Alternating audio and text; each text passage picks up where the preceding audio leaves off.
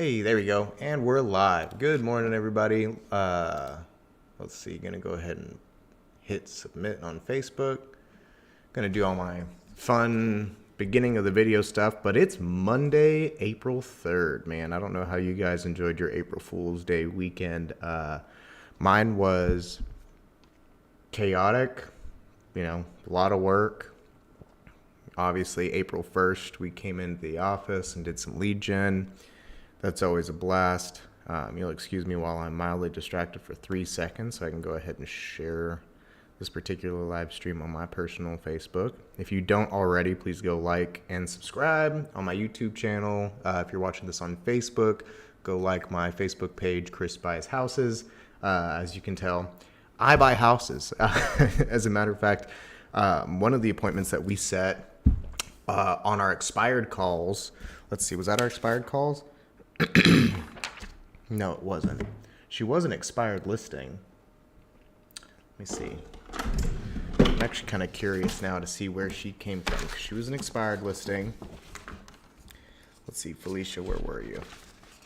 Yep, so we set this appointment on the 30th of March. Went on the appointment on Saturday, and ended up getting a contract signed. It was a really good example of, I was telling them to list. They were on the market too high. They had a property, honestly, somewhat appropriately priced. If they had dropped the price just a little bit, been a little bit more patient, they only had the house on the market at a reasonable price for about 6 days. They had about $25,000, I take that back, they had it about $50,000 overpriced for 25 days. And then they dropped the price to a much more reasonable price, still probably another $10,000, $15,000 too high, but much more reasonable. Did a massive price reduction to $499 from $525. And again, we're talking about they probably should be $485, $475. But as is, the house is in great condition, in great shape. A little bit of mowing, weed eating, and a little coat of paint here and there, just because they have some crazy colors. But the paint itself is in great shape, and they should have sold. They should have sold just a few days later if they had just held out. I told them that. They're aware of that. They didn't want that option. I was telling them, hey, let's go back on the market. Let's do this the right way. Let's get you back up and listed, get you on the market. We'll get tons of showings, tons of offers, and it'll be done 10 days or less. That's kind of what market data was telling us, especially to stay competitive against some of the other things that are in the market there. But it's a huge house, 4,000 square feet in Red Oak. My recommended list price was $450 just to get it gone, get it sold, because it was obvious that they were uncomfortable. I think $450 would have done it in a heartbeat. $475 if they had a week or two to be on market and were comfortable with that. They didn't like that option. They kept going back to, what's your cash offer? What's the cash offer? What's the cash offer route? We don't want to show anymore. We didn't like being on the market. We don't like people coming into our house. We want to be done. We want you to be the last person to walk into and out of our house while we live here. I told them the best I could do was $380. Because, after closing costs and everything like that, keep in mind, we use private capital and hard money to purchase a lot of our investment properties. And so, we're paying pretty high interest rates, pretty high holding costs.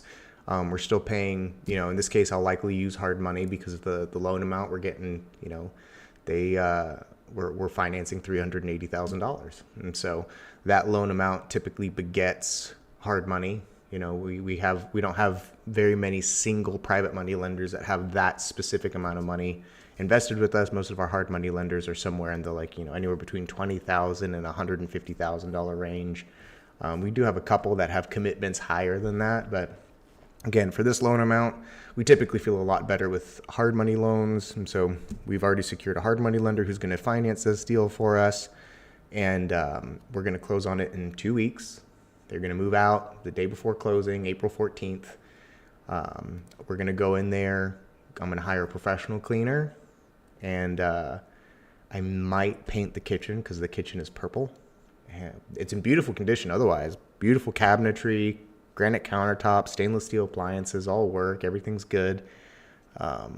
And then we're going to stick it back on the market for probably somewhere between 450 and 475, which after everything's said and done looks to be about $40,000 to $50,000 in gross profit, and obviously taxes and everything else. And then I still have a team split because Big Dad's the boss. What's going on, brother? Good morning. But Dad's the boss, so he gets his cut on everything, and that's half the reason why I'm in this, is so that I can provide for my family, both down and up. Want to get to a point where my parents are no longer responsible for an income, and they're doing a great job of that on their own. By the way, I'm not gonna claim to completely financially support my parents, because I don't. My dad's a great financial provider. He's got great investments. He's done a good job of managing their finances in a way that he's made my goal pretty easy to hit, getting them to a place where they don't have to worry or focus on an income. Has been easier to do than I thought it would be, much thanks to the fact that my dad's a G, man. He takes care of business. So, but yeah, in this case, great deal. Managed to pick it up on Saturday. Just sent over, before I hit the live stream, sent over the executed contract to the title company, which, if you're wondering who I use for title company, or as a title company, I use Tiffany Williams at Allegiance Title Buyers and Taylor. So Tiffany Williams. She is amazing. I will never use another title company ever again. I'm so sorry to all my title reps and all my title friends. I still love you dearly. But she's the only one I found who can handle our action. So, and she's really, really competent, really smart, really fair, and knows what she's doing. So, I think we were talking the other day, she's been in this industry for about 16 years. So that's about how long it takes to get good at this. And we're still learning. We had a file go through recently that we learned something new.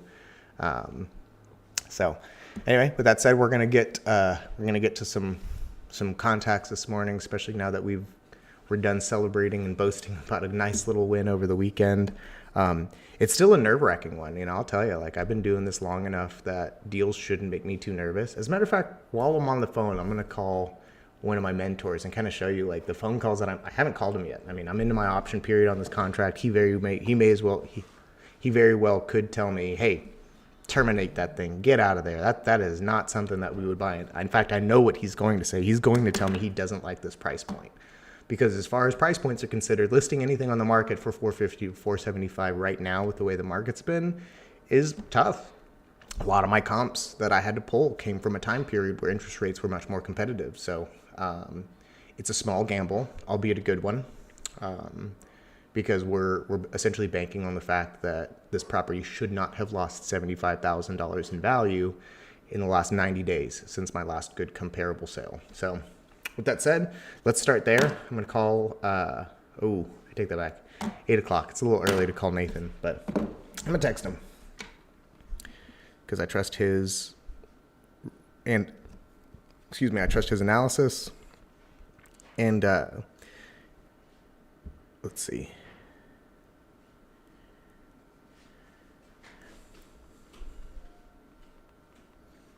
Today would be the day.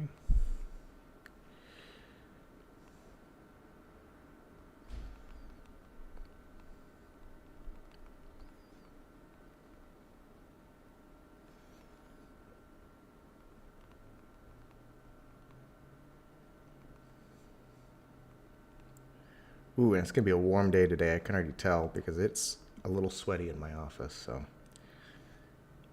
I'm going to go ahead and just take a quick look at one of the deals that I have under contract, because I believe our option period expires today. And I think we're going to do a little bit of negotiation, but not much. And so these are all the wrong things to do as a real estate agent. This is what most real estate agents do, is they get into the office Monday morning and they start looking through their email, they look through their text messages, see all the stuff that they're missing. But let's go ahead and let's take a look. Yeah, we've got through, tomorrow. Cool.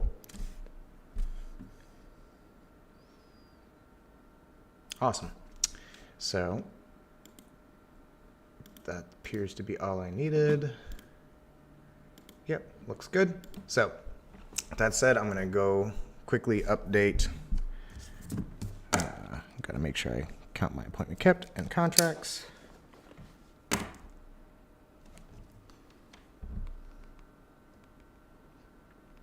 Absolutely.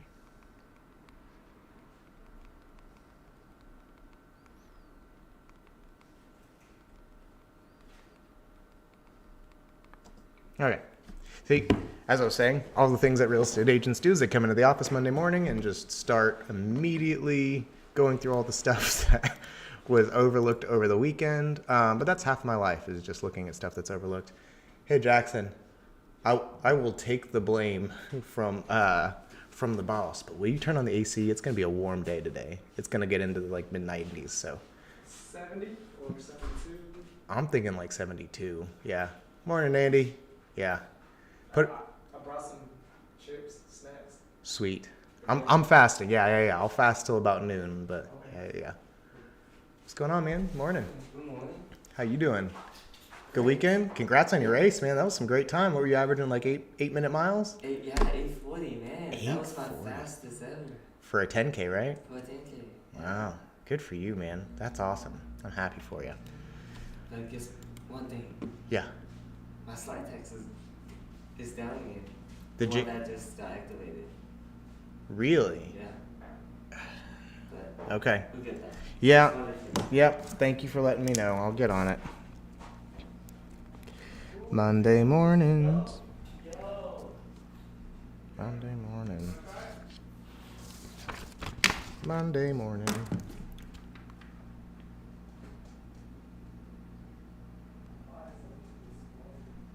Yeah.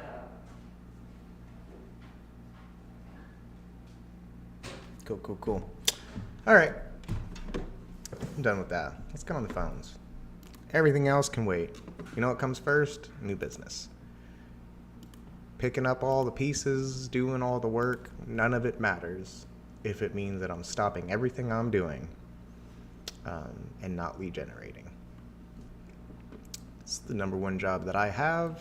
It's the one that I take most seriously. If I'm not lead generating, I am in the process. You're watching me go out of business. So we're going to open up the dialer here.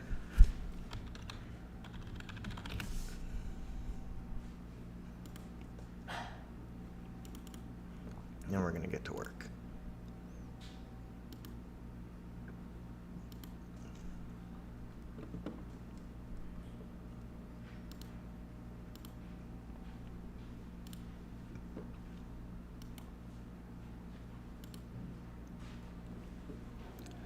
Uh-oh.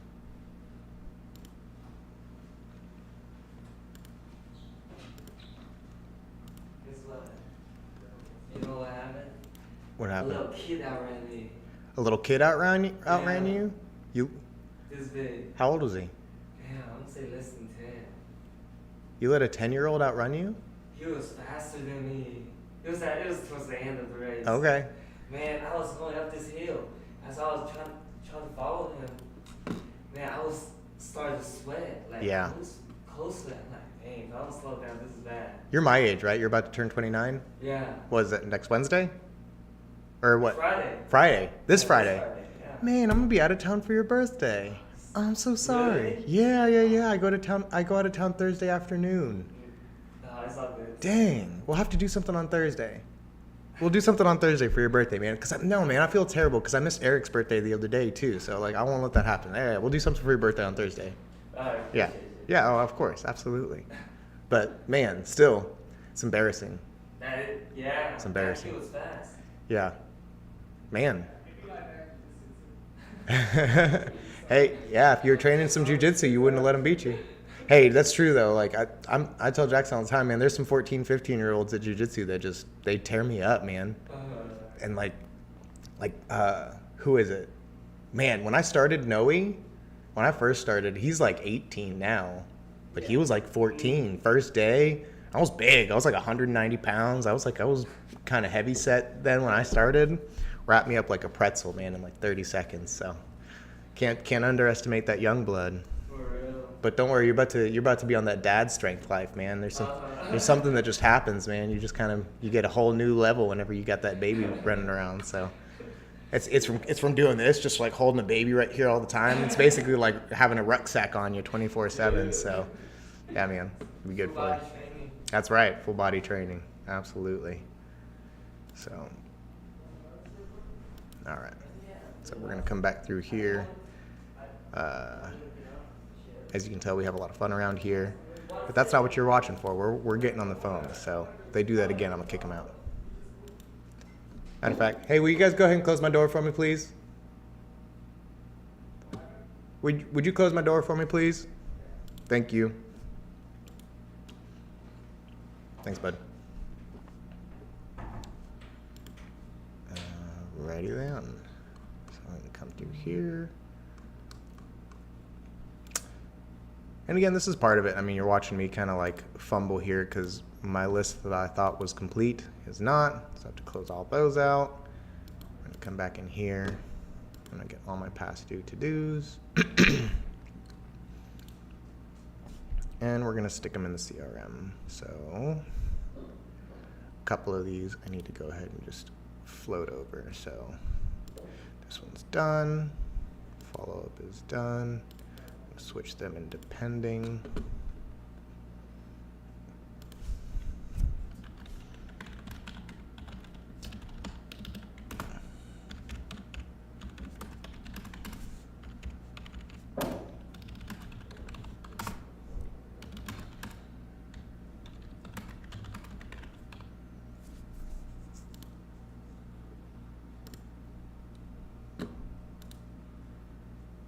Okay.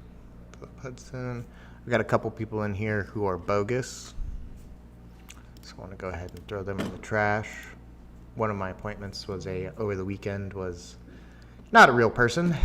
He tricked me. So that's part of it.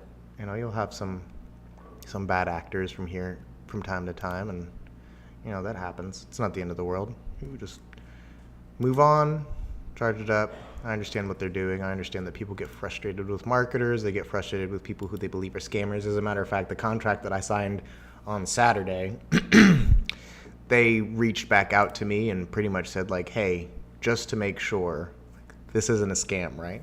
No, it's not a scam. I'm a real person. I'm really buying it from you, I promise. But it's a common complaint. There are a lot of bad actors out there. So my job is just to be as honest and hold as much integrity as I can. And it still means that I'm going to run across people who are going to have issues, who are going to have concerns. So going back through here, there's a couple of these leads before I push them all into my CRM, excuse me, from Friday and over the weekend that I just need to update their notes. Otherwise, they're going to populate into my dialer, and I don't want to call them because I've already talked to them and I didn't update my notes. So shame on me. I'll call the gentleman in 2 weeks.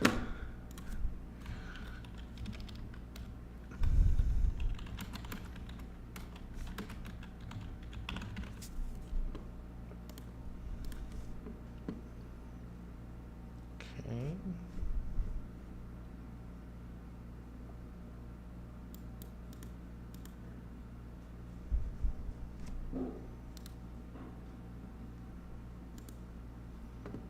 Yeah, see, there's a couple of these people that didn't, so they don't talk about that. Hang on, maybe we would not.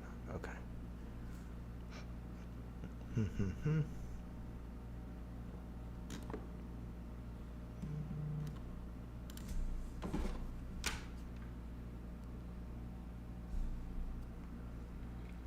Oh, and I have a client calling, so you get to hear that.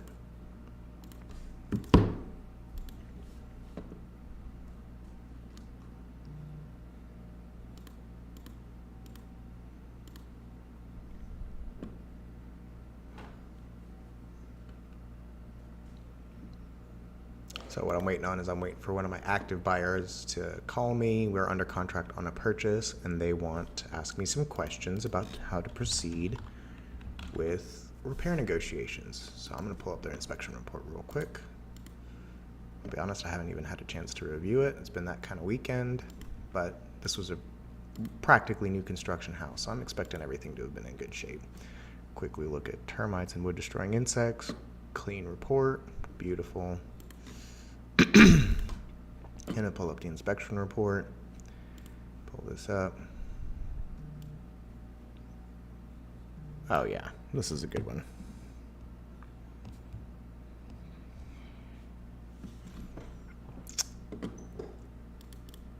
Yep. Super damage, at least 3 shingles on the roof. Crack seal on the nail has the roof flashing. Ooh, where's that roof flashing? Ah. That looks like installation damage. Sample of exposed drip line. Hey, they have drip line.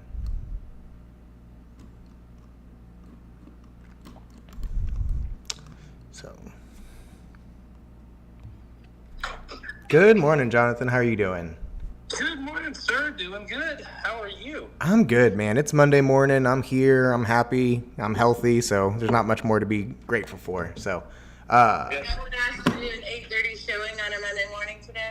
no, not today, but I've been up and at 'em for the last hour or so. I got in the office a little after 7, and I've been working furiously. I really do enjoy Monday mornings. I kind of get restless over the weekend, so.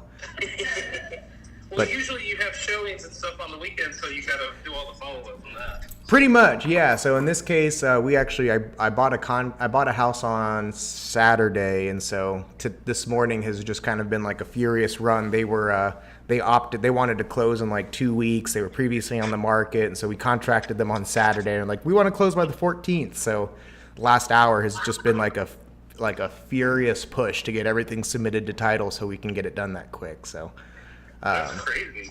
yeah. It's a good time. It's a good time. Adrenaline rush. Yeah. Oh, absolutely, man. I love deals like this. It's my favorite because we're bailing them out of a jam, and then I get a neat little property out of the deal. So it's fun. But Okay, so what do you think about the offer on our house here? 25,000 under, 4 days on. We're underpriced, huh?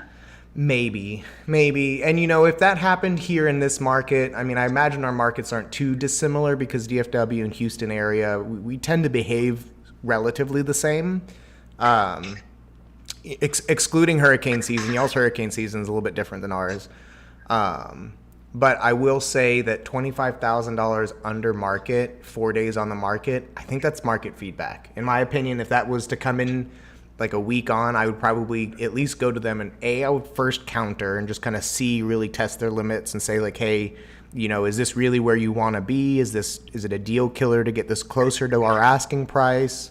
And again, I'm giving you advice that's not mine to give, right? So I would definitely have this conversation with your agent as well, but. Our plan right now is just to sit on it a few days. She thinks we're gonna get more offers. If that's the case, then I would be encouraged by that advice. Normally, yeah, 25 under asking, 4 days on market, I wouldn't be pushing you guys to accept it. I would probably still want to engage the conversation with those buyers if I was y'all. And We're gonna hang out for Yeah. a minute and Yeah. just wait and see. But Sure. we had pretty good traffic yesterday with the open house.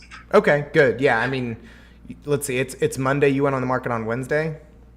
Right. Yeah, I wouldn't be stressing that too much. Yeah, that wouldn't bug me out, especially because I think our average time on market out there, your agent told me, was like somewhere around like 10 to 30 days. So Yeah. it sounds to me like they were kind of hoping that you would be willing to jump the gun and take the discount. Well, I told them we should counter offer and go 5,000 more. I've heard people do that. I've actually heard people go back and like counter offer just the full asking price, and sometimes that works. You'd be surprised. Yeah, well, it's like someone just tried to lowball you, and you're like, instead of just being insulted by it, I'm like, okay, I'll have fun with you. They're like, okay, we're high.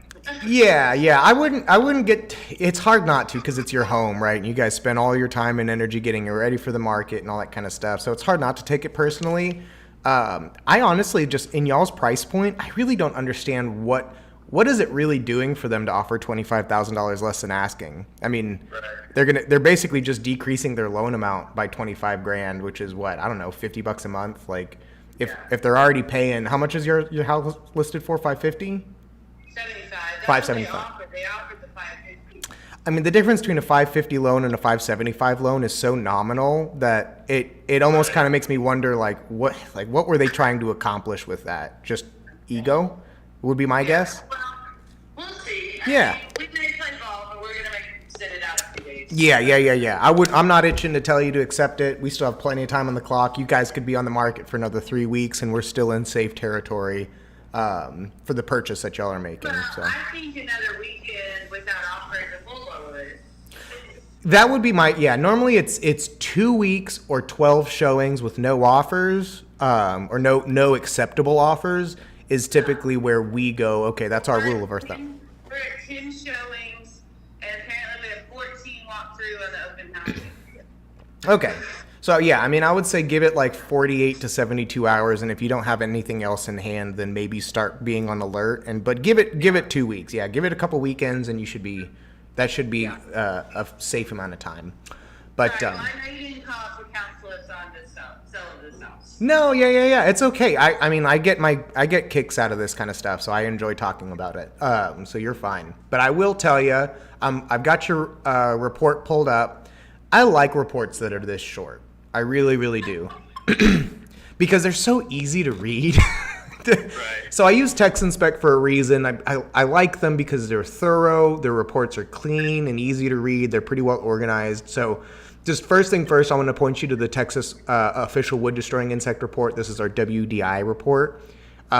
Page 2. I just at a quick glance, I'm looking for section 11. It's like 11 through 11G. There's all those little check boxes, and then you'll notice that all of them say no in that little section. This is just quick reference to, hey, do we have a problem? Because everything is checked no, the answer is no. No active infestation, no previous infestation, no previous treatment, which means everything's looking good. If you look at the drawing, you can see there's not really any issues that the inspector made aware of. So I'm pretty happy with this WDI report, and that's that. So we can move on to the actual home inspection. So on the actual home inspection, I don't know how much you guys have gotten a chance to review, but typically with these, page 1 through 10 is required to be filled out that way by the state of Texas. This is a TREC form. I like TexInspect because if you jump to page 11, everything you need to know is on that page. It's their additional comments page. Okay.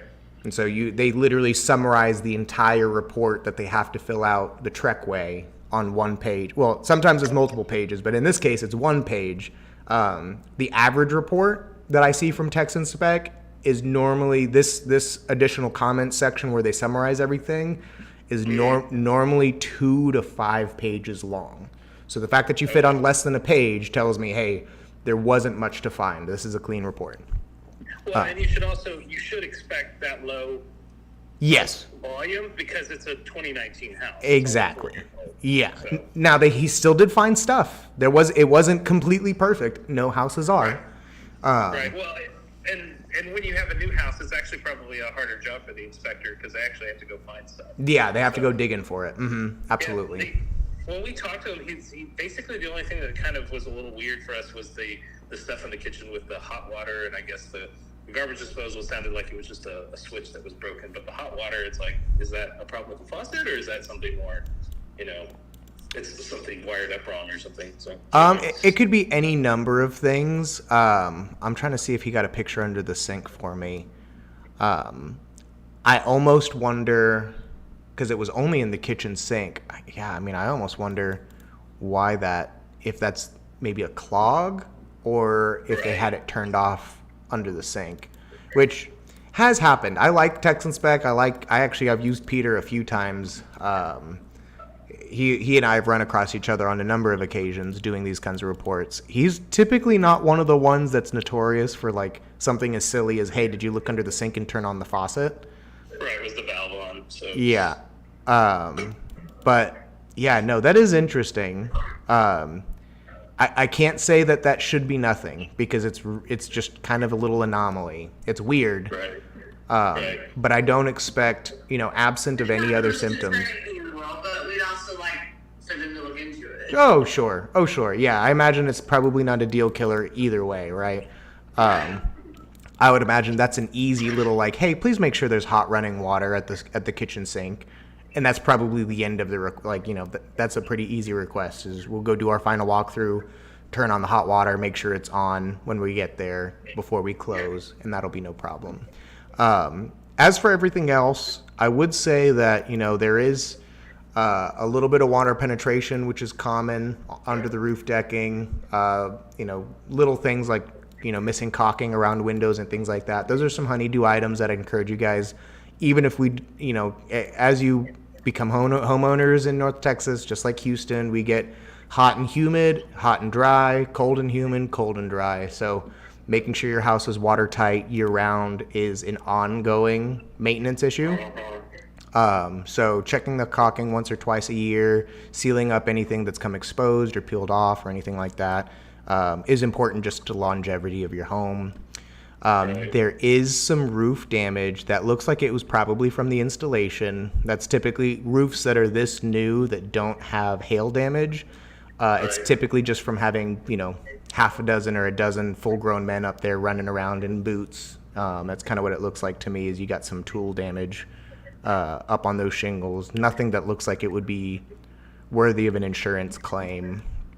And I'll tell you, in the event that for whatever reason there was a massive hailstorm, like in the next couple of days, that just wrecked this roof, that would be our request. It's actually written into the contract that way, that they have to go file an insurance claim and deliver to us a roof that is insurable. So, that again, not anything there that I think is worth a formal request, other than maybe we can talk about price alteration or seller closing cost concessions. Every house in North Texas is going to have some amount of foundation shifting, especially the new construction houses, because they tend to settle into previously virgin soil.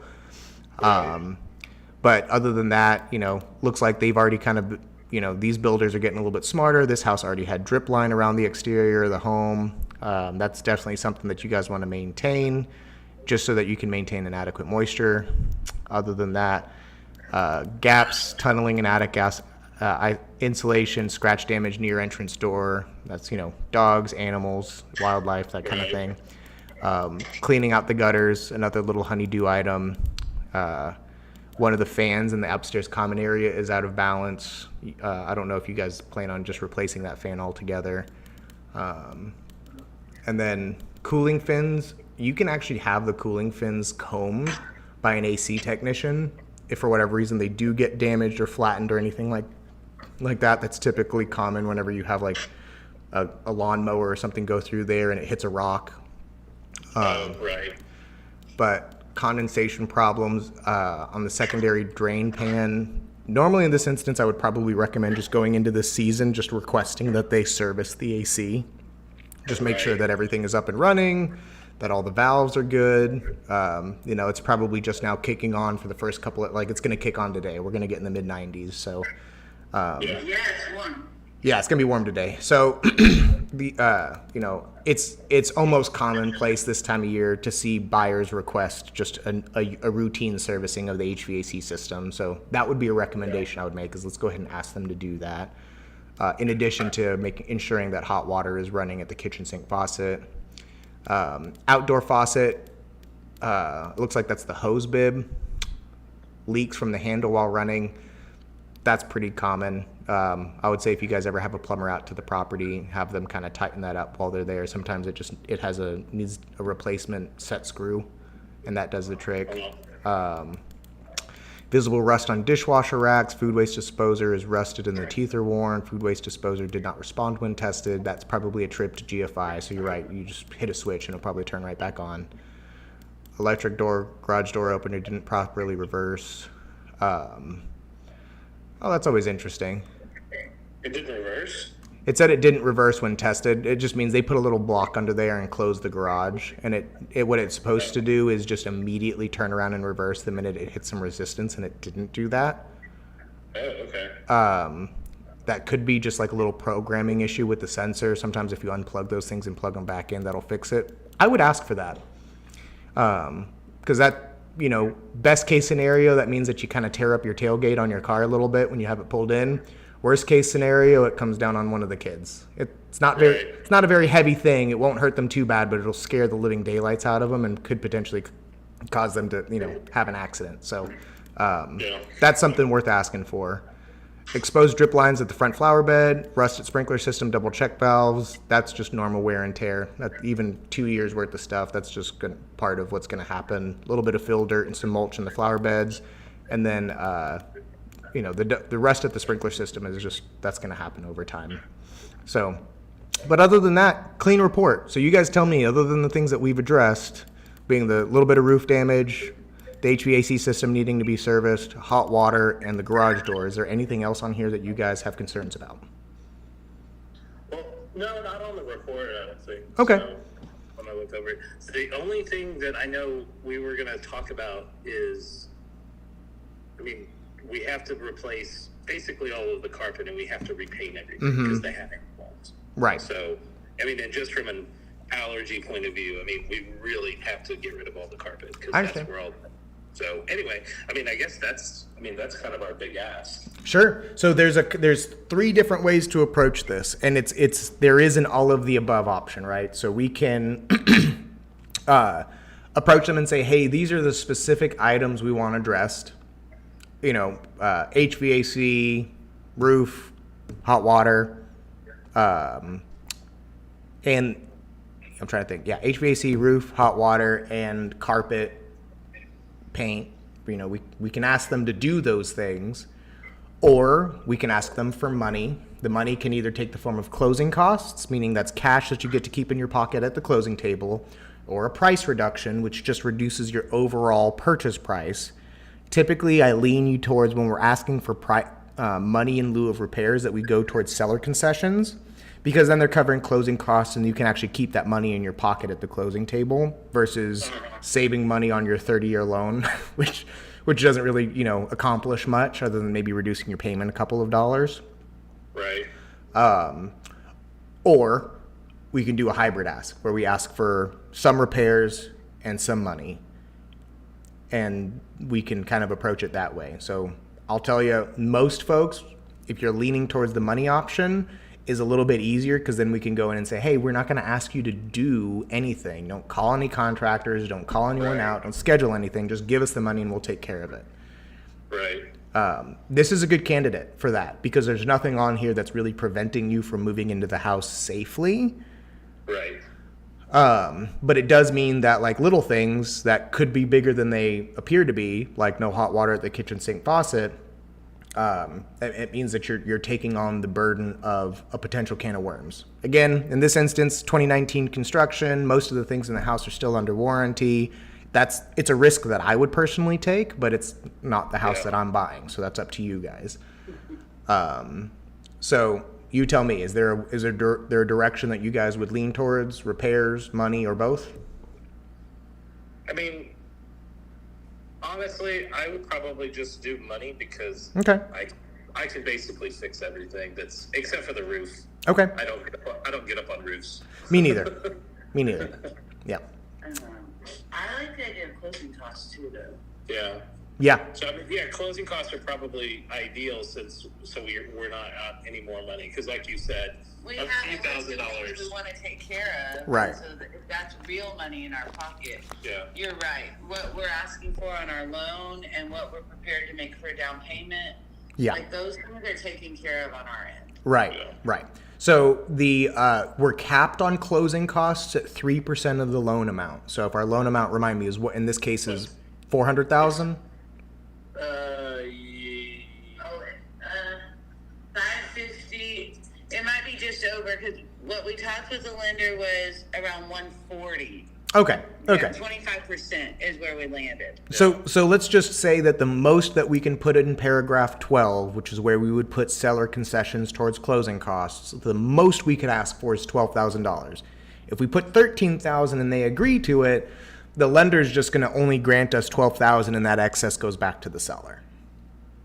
And that's federal regulation. That's Uncle Sam sticking his nose in the contract and saying, hey, you can't do that. So that, I would say, just keep that in mind. Sometimes when we run into that issue, I really don't see $12,000 worth of requests on here. We can try. But I would say, what is a number that you guys had in mind based on what we've seen here, knowing that we have a $12,000 cap in that blank? Is there a number that's aggressive, right? Keep in mind, we want to go higher because this is likely going to create a back and forth. Is there a number that you'd like to put in paragraph 12 that would make you happy to move forward with it as is? I mean, 10. yeah. I'm Okay. just trying to, I haven't really priced out carpet carpet and paint, but I know because I don't want to. We're gonna have someone do it. Yeah, I would say that 10 would probably do carpet and paint.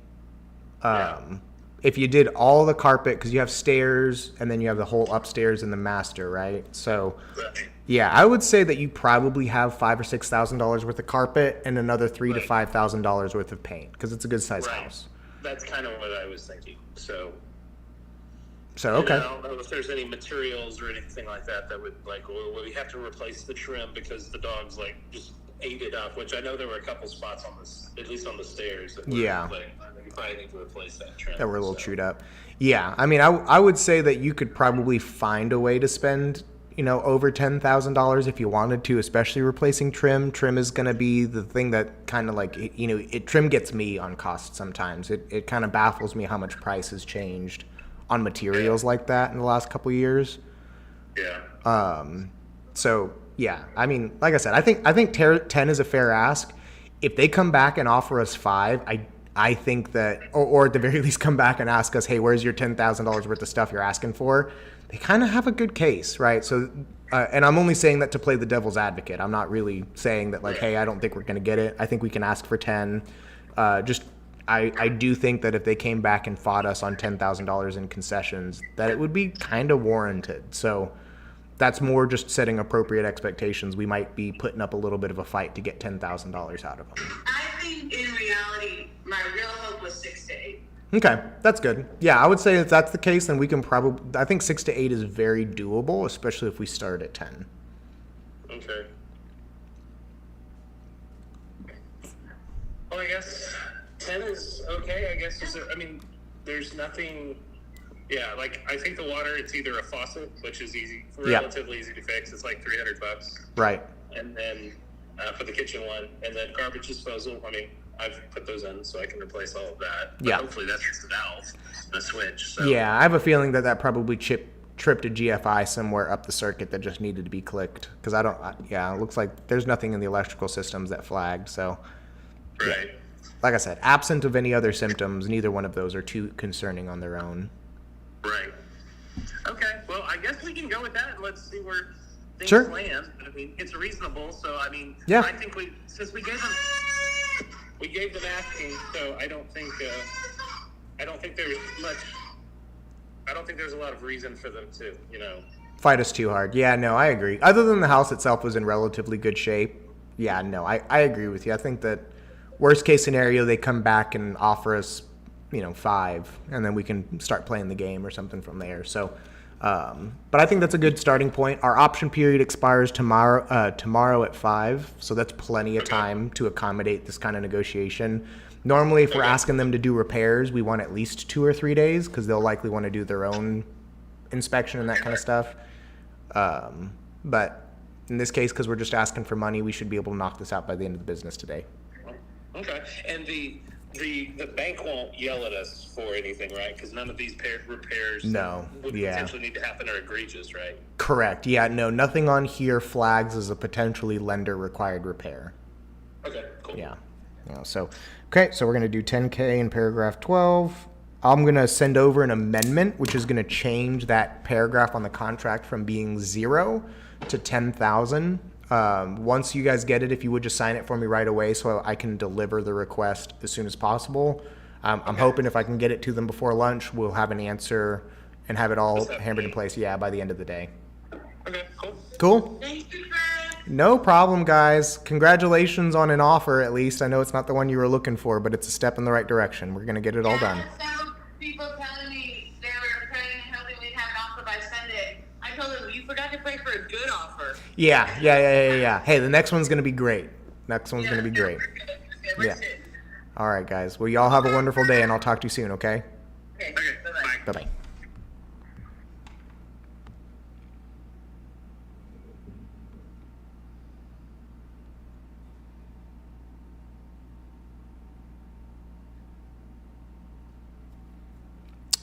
Do. Agency is a blast.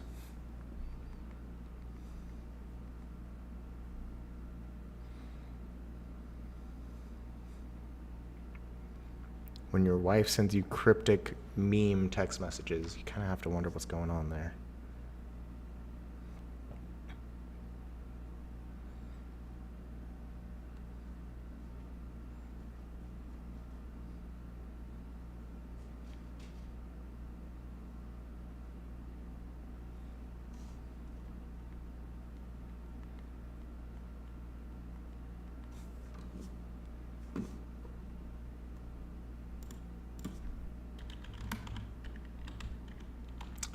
This is the reality of real estate agents, man. I'm here doing stuff that is not creating new business because it came up. Got to address it quickly, just so that way it doesn't stand in my way for the rest of the day. But I'll go ahead and send a little note here. Tammy.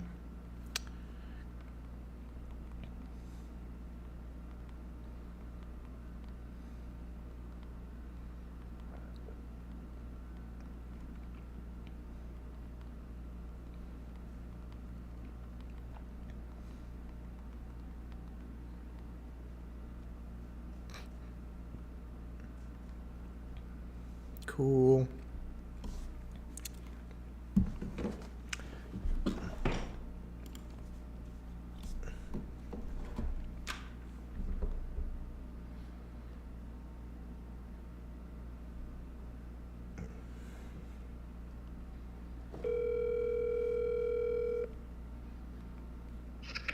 Hello. Hey, brother, how you doing? I'm doing good. Hey, just FYI, there was something. I'm looking at it. I'm going to go through it this morning, but he guy, I guess when he talked to me, he wasn't 100% sure about the AC. Or it's really, I think it's more on the heating side. Okay. I don't expect it to be anything major. It was just something he found, or he couldn't test it or something. So we just need to get an AC guy out there. Okay. Yeah, no, I imagine it's probably nothing. That whole AC is still under warranty either way. Oh, is so. it? Well, is this Mudland guy the guy who put it in? It is not, no, but I can probably find out who put it in. These are clients that came to me via referral, so I can reach out to them and ask. But like I said, I mean, Would you rather use John, or why don't we use John for the inspection, and we'll use their guys since it's under warranty? Yeah. I'll let my client know it's under warranty because I forgot to tell him that. Yeah. No worries. Yeah, I think that. And I talked to his dad yesterday. Yep. He needs an extra week, so I'll do an extension for an extra week on the closing date. Closing. Okay. If that's okay. Yeah. And there was something else I was going to ask you. Oh, do you have a plumber who can do one of those scopes in an older home that might have cast iron? Yes, I do. I texted you his name. His name is Caleb Renfro. Oh, perfect. Yeah, he's my favorite, man. He's technically my best friend, but he was my plumber first. So when you have a plumber that turns into your best friend, then that's a good thing. That's a good thing. Yeah, absolutely. Well, I just got a weird one where they don't know if it's been replaced. They're looking at two houses. I know the other one has not. Okay. I just don't know how expensive that is or anything. So it's out of my scope. Sure. No, I get you. Okay. Thank you. No problem, buddy. Talk to you soon. Bye. Okay. All right. Everything's set. Everything's cleared up here. And I think we're looking good. Just want to make sure that we're not missing anything. Nope. So I'm going to go ahead and push all these people to the dialer. We're going to call through 50 today. Let's see how long it takes me to call 50. I think last time we did this, it took me like a full 2.5 hours to call through 16 of them, and I set 5 appointments. So fingers crossed we get another deal like that.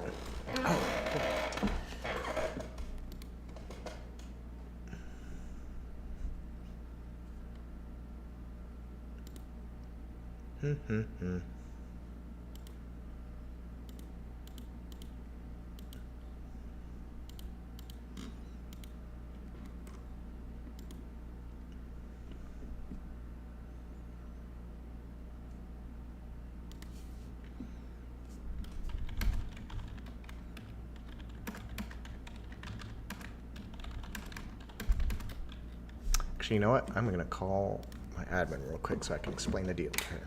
Hey Siri, call Tammy Lindley. Calling Tammy Lindley. Oops.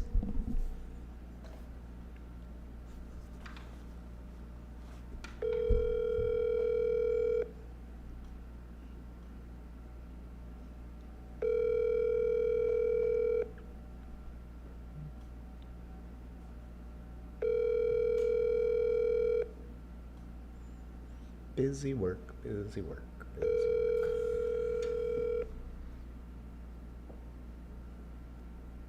Your call has been forwarded to an automated voice messaging system. 817239146. Oh, Tammy, you gotta set up your voicemail.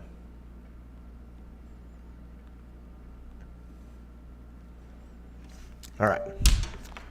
Gonna get a cup of coffee, use the restroom, and dialer's all ready to go. We're gonna get on the phones.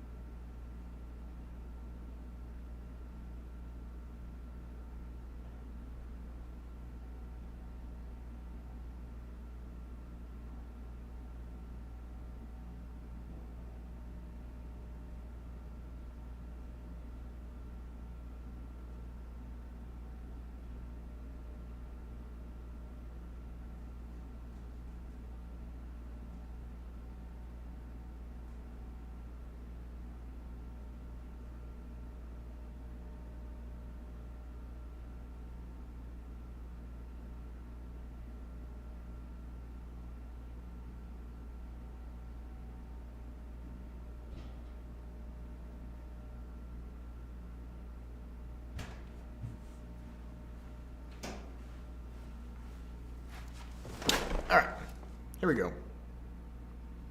We're all uploaded. I'm probably going to get interrupted by my admin because I asked her to call me. And that's what happens. Ask and you shall receive. But we're going to get on the phones because it's past time. We're late. We're late. I don't like being late.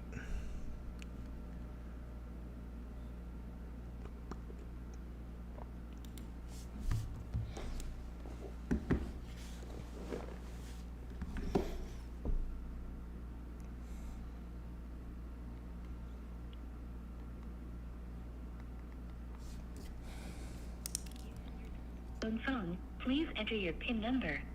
Your PIN number can be found in the dialing box on your screen. You are now logged into the Moto app. Please press the start button on your screen to begin calling. Here we go.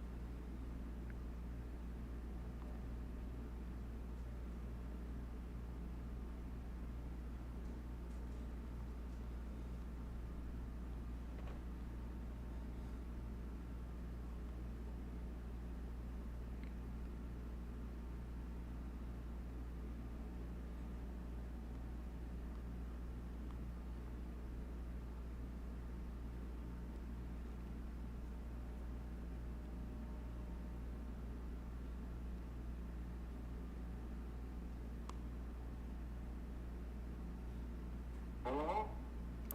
Yes, hi, is this Mr. Fowler? Yeah. Mr. Fowler, we spoke last week. You guys had talked to one of my agents about selling your house on West Tucker. Are y'all still interested in doing that? Well, I just for the price. I'm not selling my house at all.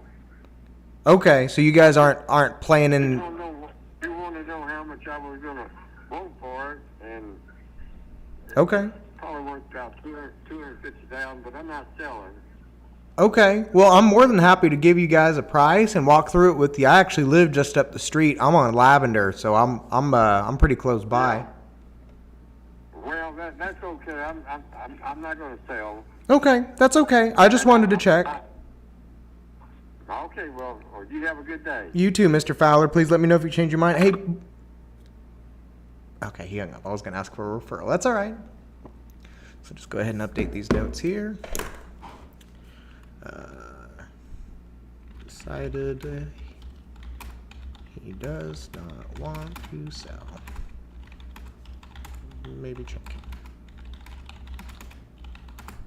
Now, last week when I talked to him and his wife, they both hung up on me, so it's a better conversation. And you'll notice I was clear, like, hey, you guys told me you wanted to sell. That's why I'm calling you. And that's what ends up happening. Oh, all right, we got a call coming in. Let's check it real quick. 6, 7. This is Chris. Hi, I missed a call from this number. Yes, sir. I was calling you. Is this Mr. Trump?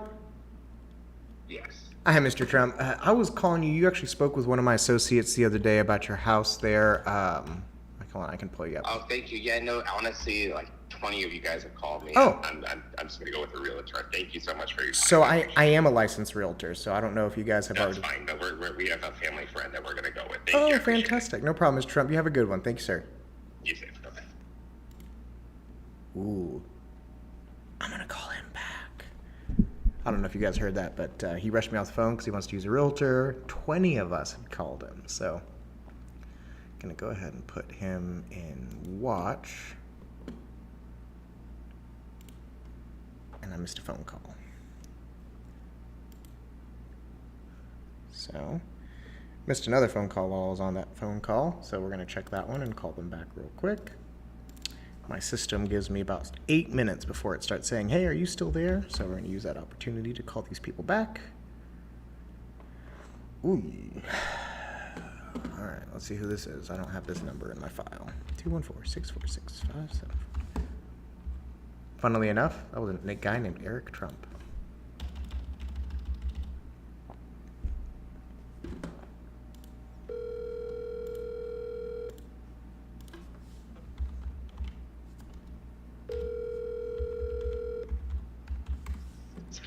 Hello. Yes, hi, this is Chris. I just missed your phone call. Yes, I was calling the Homoglow people, but they left your number as a contact number. I was thinking it was them, so I really called the wrong number. Okay, And I'm sorry I did. Bye-bye. that's okay. What were you looking for? I'm sorry, maybe I can help. It's cleaning services. Ah, oh, interesting. Okay, yeah, no, I don't do that. Well, sorry about that. I appreciate you calling me Thank back. you. Of course. Bye-bye. Bye-bye. She said home glow, and I wasn't really sure what it was she was talking about. She was looking for a house cleaner. I have one I can refer, but she wanted to get off the phone, and so did I, kind of. So, on to the next. So we got a contact in for the day. Actually, we got two, because we talked to Mr. Trump. Eric Trump. How funny.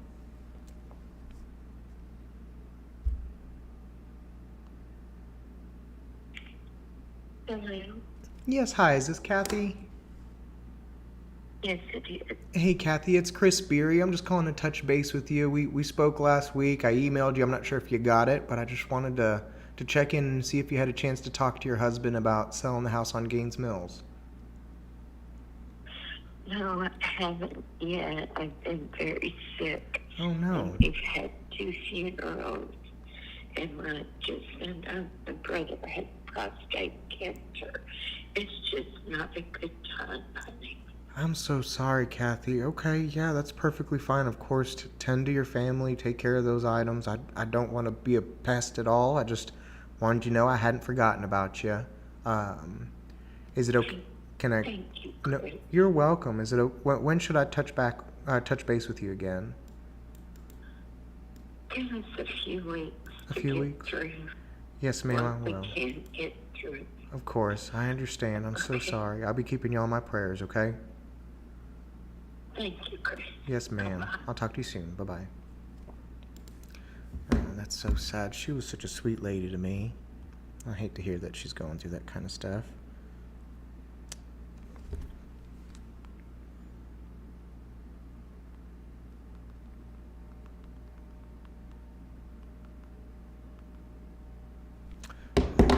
Alrighty. Let's go ahead and let Kathy know.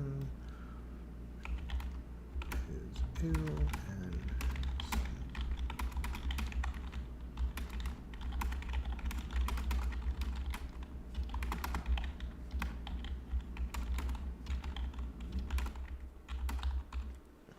now, you'll notice I did have a conversation with this lady a couple weeks ago on the phone. Actually, I take that back. It looks like it was last week. And so we're doing some follow-up today. It's Monday. I'm going to try and get through this whole list today. And hopefully get this taken care of.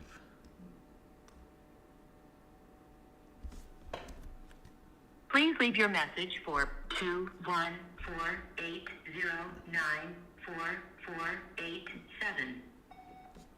Hola señora García, soy Chris Beery. Le estuve llamando a ver si todavía está interesada en vender la propiedad o si tenía algunas preguntas sobre las cosas que hemos hablado la vez pasada cuando vine a la casa. Si puede, cuando tenga tiempo, me puede dar una llamada. Mi número es 817-600-2077. Otra vez, 817-600-2077. Gracias y espero su llamada. Que tenga un buen día. Ugh, I feel like I could hear my accent. I have apparently been told recently that I still have quite the English-speaking accent when I speak Spanish, which makes me a little sad, but at least I'm fluent, so I guess I'll take it. All right. Voicemail. I'm gonna go ahead and say completed here. Okay. Set a to-do to call her back in a month if she hadn't sold by then. No contact.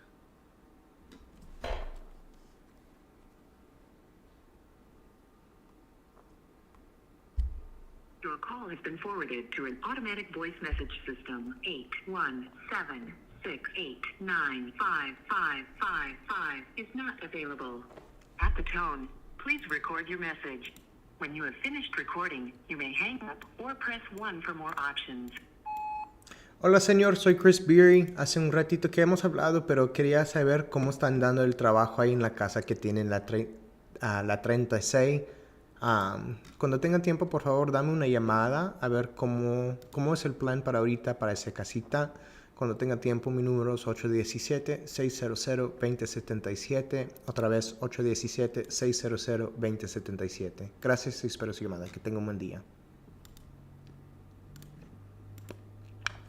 So, knocking out some of these follow-up calls. These are a couple appointments I went on last week. Those last 2 calls were that I left voicemails on. So, we don't get all of them. We don't get all of the appointments that we go on. Don't always turn into stuff. Somehow I managed 52 clicks on my ads yesterday, which is a huge tick up. Normally my ads only generate about 10 to 15 clicks per day. So that kind of made me come in here and say, I wonder what happened. How do I do that? How do I make that happen again? Interesting. Thanks, Google Ads. Keep it up. Let's see what else we can get. So we're going to say no contact. We did meet. I'm going to go ahead and create a contact to do in 2 weeks when I get back from the beach. I'm going out of town this Thursday evening, so I'll only be doing live lead gen through Thursday this week. Hold on, come on. And that's just because I'm overdue for a little vacation. We didn't do a spring break anything this year. So instead, what we're doing is we're going to the beach.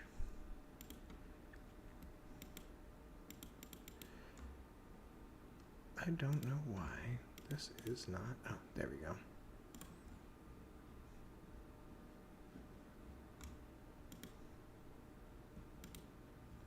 Okay.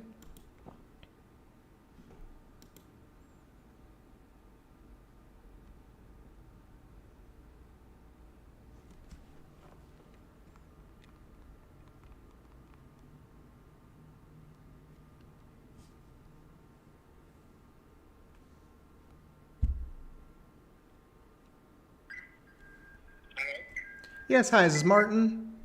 Where you come from? My name's Chris Beery. I was calling you. You and I had actually spoke back in the middle of March about the property that you had there on 2000 Edge Hill.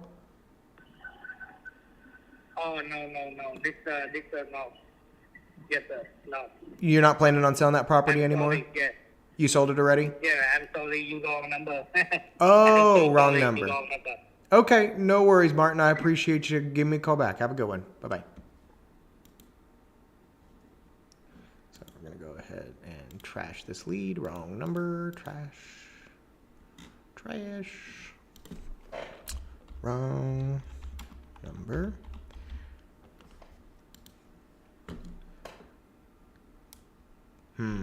Was that a contact? I don't think so. I don't think so. I don't think that counts, in my opinion. This is a quick little follow-up call. Hello. Hey, Kelly, it's Chris Beery. How are you doing? Doing good. How about yourself? I'm doing wonderful, Hey, I just wanted to touch base with you after our meeting last week and see if you and Tony had a chance to discuss anything and see where you guys were leaning towards. Yeah, we're very interested. Okay.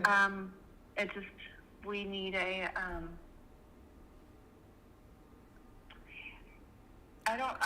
Plan? I guess I'm a little hesitant on, like, doing the full marketing and putting Sure. the house out there, you know? I get it. So that's my only holdup is just unless we can get somebody that's going to do, you know, like a direct buy or something like that. I don't know if that's something Sure. still on the table.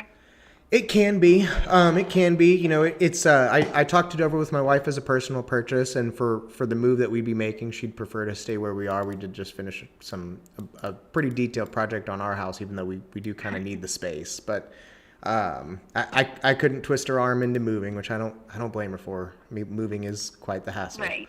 But I will say that, you know, we could still potentially look at it as an investment.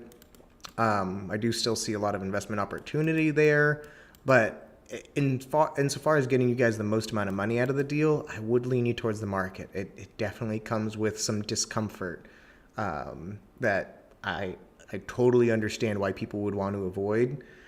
The payoff is higher, and that's kind of why that discomfort is there, right? It's the reward for that discomfort. So, you know, I'm more than happy to sit down with you guys again and kind of run through those scenarios and look at timelines and set expectations. Okay. You know, like I said, I would lean you that way, but it's not my decision to make at the end of the day. It's y'all. So, you know, you guys tell me what direction you want to go with it, because squeezing the most out of it and selling it easy are two different options with two different price points. So, Right. but yeah, no, I mean, I'm here to assist either way. Just let me know how you guys want to proceed and when you're ready to meet again, and we'll kind of go through stuff together. I know when we spoke last, you mentioned this is probably going to happen sooner rather than later either way, right? Right. Okay. Yeah, and I just, taxes are eating us alive, so. Yep. Yep.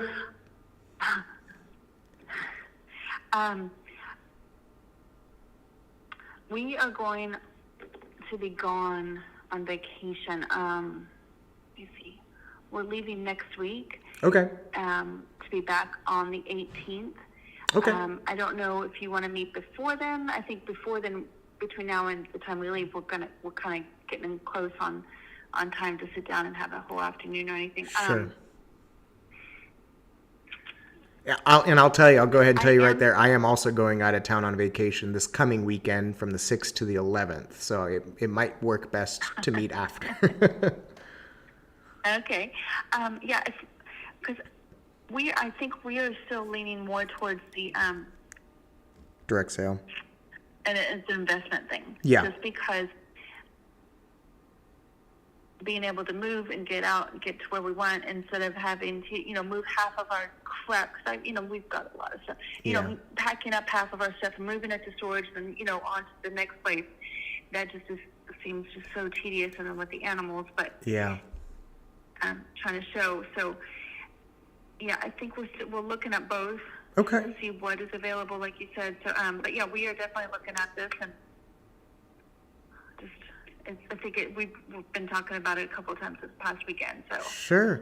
Okay. Well, no worries either way. I mean, I'll kind of make a note here, and what I'll do is when you guys are back in town, I'll touch base again, and we'll schedule a time to kind of go through it together, and that way you guys can have some time on vacation to really talk through it and see what sticks. But in the meantime, I won't. I won't bug you until then. I'll say let's set something up and we can come up with a game plan together when we're both back in town. Does that work? that sounds great. Awesome. All right, Kelly. Well, I appreciate it. Give my best to Tony. I appreciate you answering my call, and we'll talk very soon. Enjoy your vacation, okay? Yeah, you too. Thank you. Thanks, Kelly. Bye-bye. Bye-bye. So I get the question all the time, primarily from real estate agents and occasionally from other people. Why would anyone sell their house for a discount? Why? Why would anybody leave money on the table knowingly, where I'm telling them, hey, don't do this. Put it on the market. You'll make more money. I make less. You make more. That's okay. And I still get people who's like, no, I don't want to do that. I want the easy button. I had one over the weekend. This is another example of one. People are willing to leave money on the table for the facility. And this is what blows real estate agents' minds. Is they'll take this listing appointment, they'll give them all the right information. These people don't know that the investment route is an option. The real estate agent doesn't know to offer it or how to offer it a lot of the time. So they don't take the listing, they don't get it sold, and then, the they'll go look 6 months later and see that it's back on the market, that the people sold it to an investor, the investor fixed it up and stuck it back on the market, and they're scratching their head saying, why did they do that? They left so much money on the table. What a bad deal. Oh, that's so dumb. It's not dumb. It's not dumb. This is not stupidity. In fact, Kelly is very, very smart. She's a very intelligent person. She's former Air Force, which is not an easy thing to do. You know, she's definitely a bright person. Her boyfriend, Tony, is an amazing guy, also a bright person.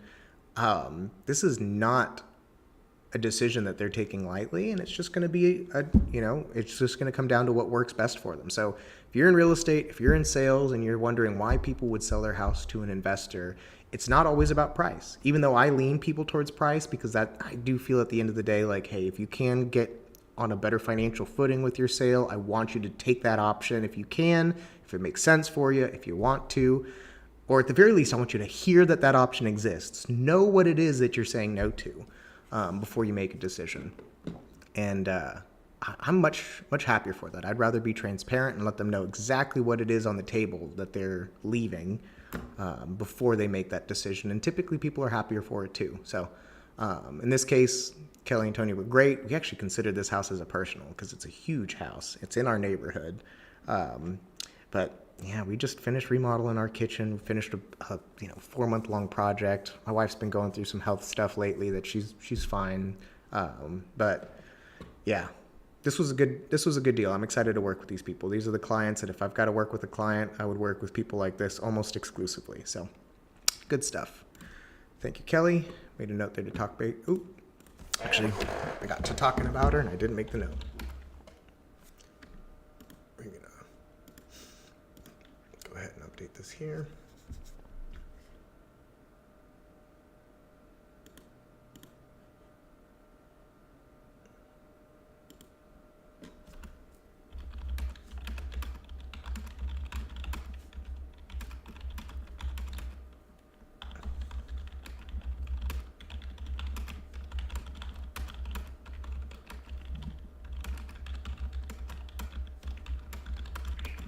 Hey, this is Butch. Sorry I missed your call.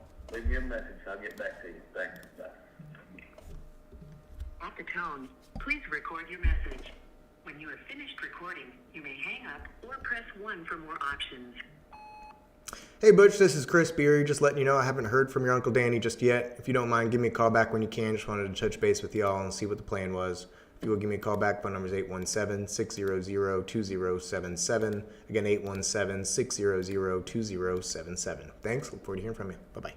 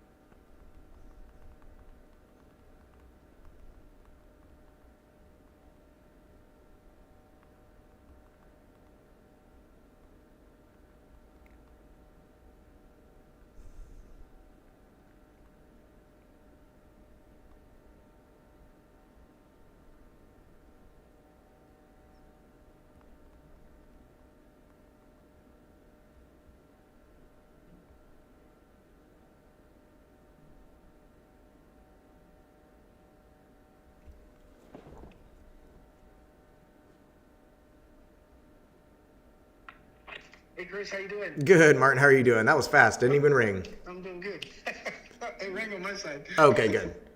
Yeah. So So quick question. yeah.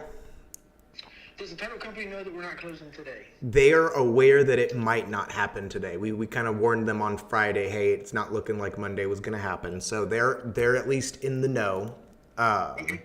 So we'll definitely touch base with her, Carol, this morning and let her know, hey, it's not looking like today. Carmen, I think it's Carmen. Carmen, I'm sorry. Yes, you're right. Yeah, so we'll reach out to Carmen, let her know, like, hey, today is not going to be the day. Okay. And then, let's see here. I think we had a 9 o'clock meeting for that. Yeah.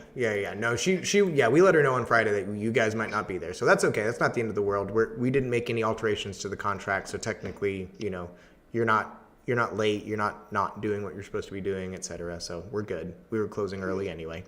I told Sarah I was going to ready to wire over the money for the closing costs, and she said, hold on. She said, if you're not closing today, then we have to drop new paperwork because interest rate charges apply, all that kind of stuff. Yeah. Because they had everything dated for today, but that's typically just as long as they have 1 day's notice, we can turn around and get updated documents. So, okay. And then 1 second, sorry, I'm doing a bad job of multitasking, just sticking something on my calendar real quick. Okay, done. So we'll have to get things redrawn, but we'll know better once we have a closing date in stone. While I've got you, I want to let you know I just got off the phone with the buyer's agent as well. They want to get a second opinion on the HVAC. There was something in the heat pump that registered as funny, so they're calling the HVAC guy to come out and take a look at it. I let him know, hey, if there's anything, it's probably super, super minor, because the AC system is practically brand new. So, Yeah, and it's working great for us, so I don't know what the deal is. It was something on the heat side of things, so I don't even know. I kind of started to tell him, but I stopped myself because it's let them figure it out. It's hard to get heat readings when it's warm. Just in the same way, it's really tough to get AC differentials in the cold weather. It's really, really tough to get heat readings when it's warm outside. So I have a feeling it's a non-issue. If anything, it might just be like a little capacitor or something like that. But either way, just that heads up. And he did let me know that the buyer wants to extend 1 week, which I'd kind of given an Addie a heads up about as well. I don't know if she told you, but they're probably going to move this into a trust because Dad's paying for it. Right. So they're asking for an extra week just to be able to accommodate that, which I told him was probably fine. So as soon as I get that amendment over, I'll send it to you guys. Extra week for the option or for the close? For the close. No, the option period is the same. Yeah, we're not extending option, just the actual close date itself. And then docs foundation update. As far as documents go, we're waiting on the foundation update. Once we have the foundation update and an idea of where the plumbing and everything came in at, then we'll go back to the lender and ask for updated docs with a new date. I don't have anything from Cecilio yet, or from Black Tie, or from Permapier in regards to where they're at. I'm hoping that today we'll know. Okay, and me and Addie decided we're going to go ahead and replace the floor, so they don't need to fix the floor. Okay. They need to fix the flooring, carpets, and the laminate. They don't have to worry about fixing it. Okay, that's fine. I'm sure they'll be happy about that. As of my conversation with Cecilio on Friday, I let him know that we would probably want them fixed, and he said that would be fine. So I'll go back to him and let him know, hey, don't worry about it. Okay. Cool? Yep, sounds good. Alrighty. I appreciate you guys pulling my signs. I'll run by there today and pick them up from you. Sorry about that. No rush. Don't make a special trip. Right on. Unless you need them for something else. No. Right now we don't. What we need to do is we need to order some new ones because those are some Keller Williams signs that we still had. So we were waiting for those to officially all disappear. Those open house signs tend to disappear on us. So it's pretty common that people pull them, yank them, throw them away, or whatever it is. So, especially if they're not up by Monday morning, code compliance likes to run around and round them up. So, but do you know when the AC guy will be coming out? I don't know. This guy doesn't appear to have anybody of his own, so I referred him one of my HVAC guys. So I just sent him that phone number 30 minutes ago. So okay. As soon as I know, though, I'll make sure I let you know. And because it's my AC guy, I'll have a little bit more finger on the pulse as to whether or not he's actually going to be there. Okay. So, Okay, sounds good. Because my wife's dad is an AC guy. Oh. He does plumbing and AC. Okay. And he's the one that installed it all. So if there's questions, I can get those questions answered. Oh, that would be great. Actually, I wasn't aware who installed it. So yeah, if you don't mind, that would be fantastic. If we could get get him in contact with the buyer's agent, that's probably a great way to go about it. If we have the installer's phone number, that's the best way to go. Okay, the buyer's agent. Even the real estate agent guy. Yep, the other guy. Yeah, Okay. the other guy. So I don't know if you want to just pass along. You said it's your father or your father-in-law? My father-in-law. If you want to pass along your father-in-law's contact information, I'll just kind of put those two puzzle pieces together and let them get in touch with one another. Okay, I'll touch base with him first, make sure that's okay. Okay. And then, do you know the guy's name or? His name is Lanny Wilkinson. That's the buyer. Lanny Wilkinson. Yeah, that's the buyer that's the agent who's representing our buyer. Okay. Cool? Yep, sounds good. All right, buddy. I'll talk to you soon. Okay. Bye-bye. Nice little plug there for Lanny. He's actually a great guy. I like Lanny a lot. It sounds like he's not either in this area or he's far away, though, because doesn't have a ton of local people. Check. Okay.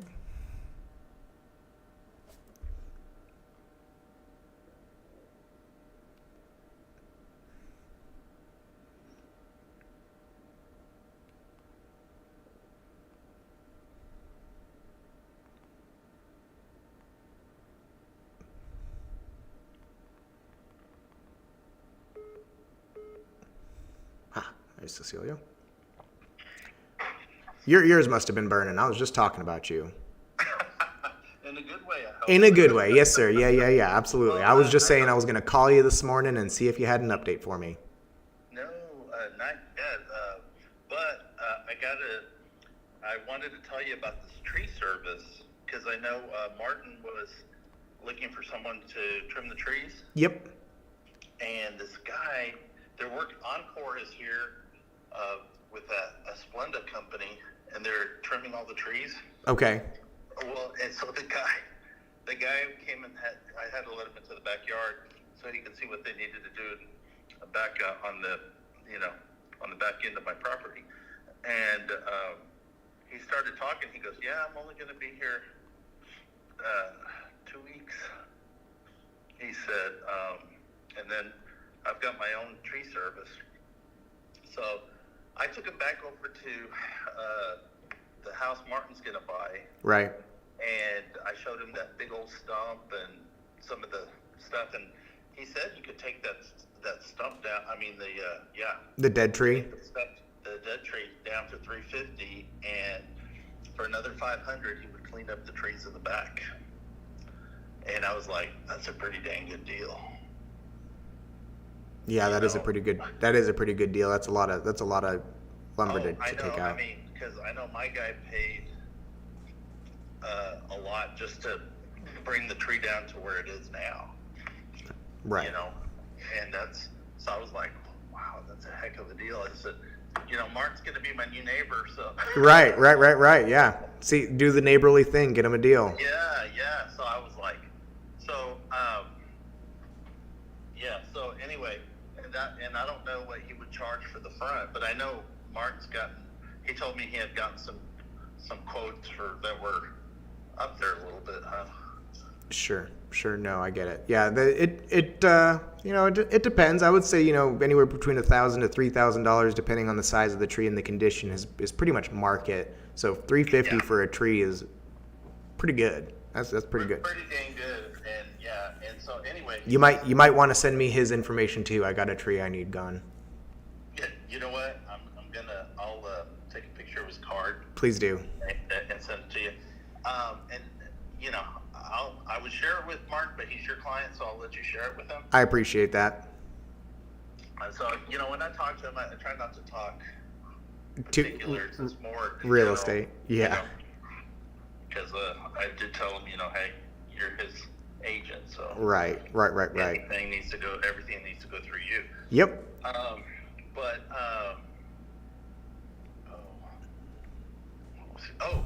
And so anyway, time is of the essence because this guy's funny. He's like, well, I'm going to be here in the backyard clearing, for Encore, the lines and everything. They go 10 feet up. He goes, I could probably grab some of these dead trees and stuff while I'm out here just to kind of get a head start on it. But I need to know if somebody wants to hire me. Now here's the sticky part. How quickly is he? I think, he'd have to come back to do the tree. So I think we'd already been closed. But if we tell him, if you guys tell him, hey, yeah, let's go ahead and do it, then I'm pretty sure while he's back there with Encore, he'll take some of them down. I don't know. I know, Chris, I'm going, is he double dipping? I don't know. Maybe, yeah, who knows? Maybe, but just a little bit. But yeah, sure. A deal's a deal. Yeah, Deal's a deal. I mean, if something like that, I need to get him to do some tree work for me. Yeah, same. As well, because I just need a little trim up, and just that ceiling, those ceiling cuts, just they really enhance the lot, the way it looks. Absolutely. But okay, so I'm gonna send that to you. Great. And let me reach out to. I haven't heard back from Black Tie. Dennis, but I'm gonna reach out again right now. Okay. And because I know we need to get that going, and I'm working on trying to get somebody to lay down that laminate. I'm glad that you called. That's one of the reasons why I was just talking with my clients. They just let me know 3 minutes ago that they decided they're going to go ahead and replace the floors, so don't worry about it. Oh, perfect. Great. Okay. Cool. Yeah, because I've been like, let me call this guy. Yeah. No. You're good. I told them that we would probably all be delighted. Okay. You know what? I am sending you. Okay, wait a minute. Does he have an English side? Oh yeah. It's Compost Tree Service. So. Oh, sweet. I speak Spanish, so if I need to. Oh, you speak Spanish? Oh yeah. Okay. Oh yeah. My mom's from Peru, so it. Yeah. Oh, okay, cool. Oh yeah. The Spanish I speak is more Tex-Mex. Oh yeah, I get that. Because it's funny. I'll get people from Mexico going, "What part of Mexico are you from?" Yeah, right. I'm not. Well, what about your parents? No, my parents were born in Texas as well as my grandparents. I keep telling them, I said, Texas used to be part of Mexico. Yeah, it sure was. What part? Changed years and years ago. Yeah, what part of Mexico are you from? Texas. Yeah.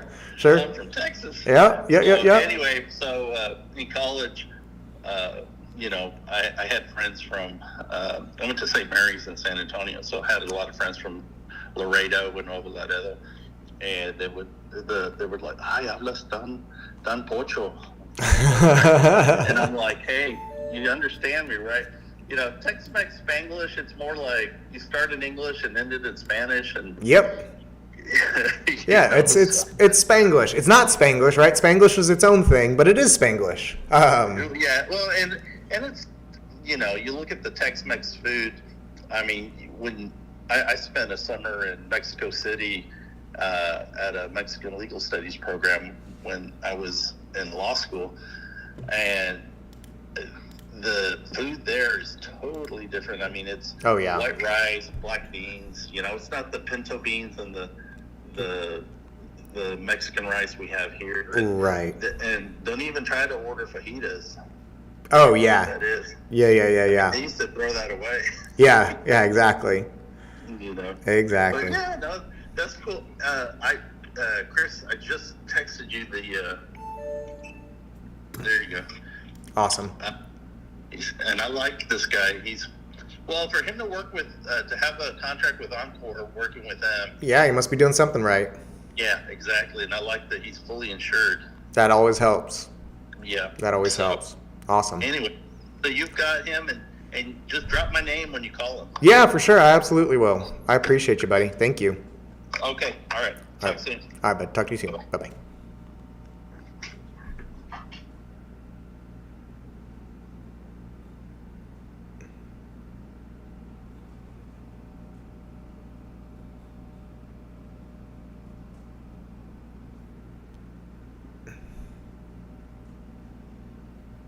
Got it. Got it. Okay. Okay. Now it's chilly in here. I'll go turn down the AC and then we'll get back on the phones.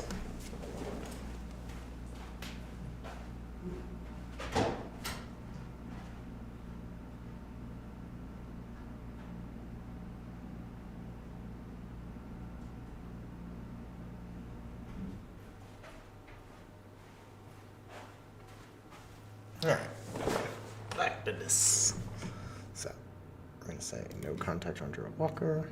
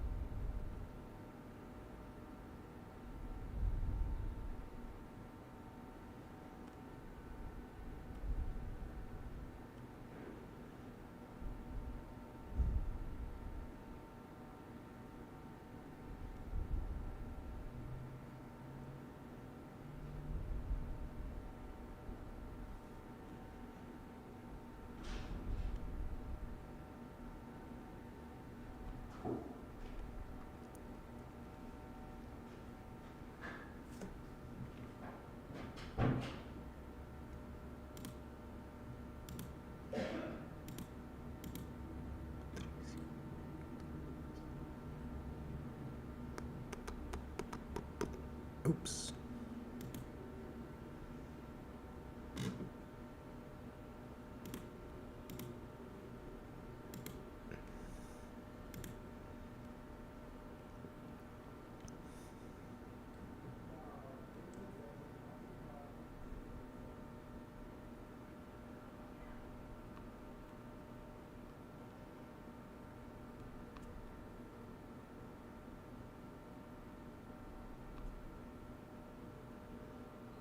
Hey, Chris. Good morning, Karen. How are you doing? How are you doing? I'm wonderful. I'm wonderful. Thank you for asking. I just wanted to touch base with you and see if you and your family had any questions for me or an update. Well, basically, they are wanting to put it on the market. Great. What they're wanting to do. Sure. Don't blame one bit. My only Oh, I was just saying I don't blame them one bit. Yeah, my only concern is that putting it on the market, will that be as is? Good question. So, most of the time, all of our contracts begin as is contracts, meaning the buyer's going to come in, they're going to write an offer based on what they want to spend on the house. It's not blind. They've seen the property, but they haven't done any inspections or anything like that. So it's very uncommon that a buyer is going to come in and immediately ask for repairs on the initial offering. Now, most buyers are going to have an option period. Most buyers during that option period are going to conduct an inspection. And most buyers who get an inspection done are going to turn around and want to potentially ask for repairs pending the results of that inspection. Now, I walked the property, it was in good shape. The age alone tells me that it's, they're comparing, a property inspection is comparing that, 1955 construction to 2023 building code. So there are going to be items that they find, so to speak, but they aren't necessarily going to be issues that are major, as long as, you know, the foundation is good, roof is good, HVAC, plumbing, electrical, those kinds of things. So it still means that there will probably be some further negotiation after the inspection is done, after we have a contract. So that's kind of where my job as your realtor comes in, to negotiate on your behalf, fight and get us a deal that we're comfortable with. Sometimes it means instead of doing any repairs, we're just giving cash concessions, right? We give them a couple $1,000s towards their closing costs, and that comes off of the end deal. And sometimes that's more than enough to be able to handle any repairs that they might ask for. Sometimes they come back and say, hey, no, we want you guys to fix X, Y, or Z. And then at that point, we just negotiate back and forth. So to answer your question, yes, the original offers we would get off the market would be as is. Is it likely that our buyers come back and ask us for repairs or concessions or something like that after conducting an inspection? Yes, it's very likely. It's very common, happens in almost every case. I've had some situations where buyers come back and say, no, we're just happy to be getting this house. We're happy with the price. We're happy with the condition. And we're moving forward without repairs. But that's a rarity.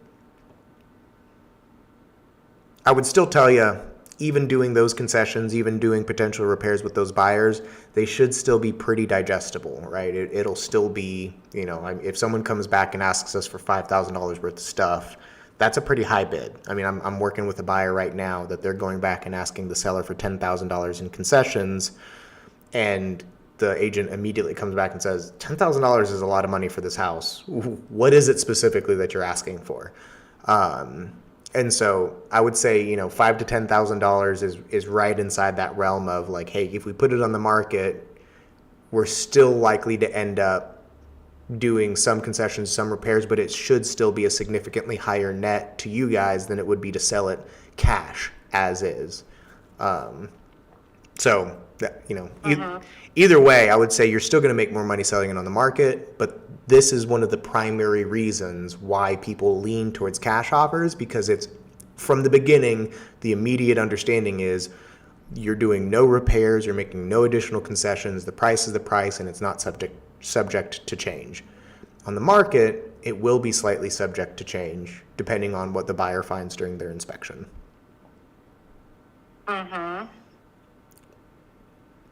Okay.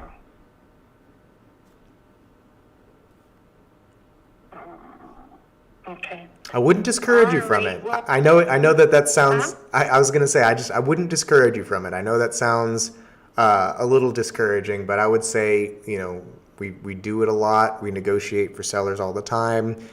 At the end of the day, if they end up asking for something that we're not comfortable doing, we can always say no. And their options are walk away from the contract, or move forward anyway. So I wouldn't let a buyer asking you for repairs talk you out of going on the market, because it's still probably where you're going to make the most amount of money.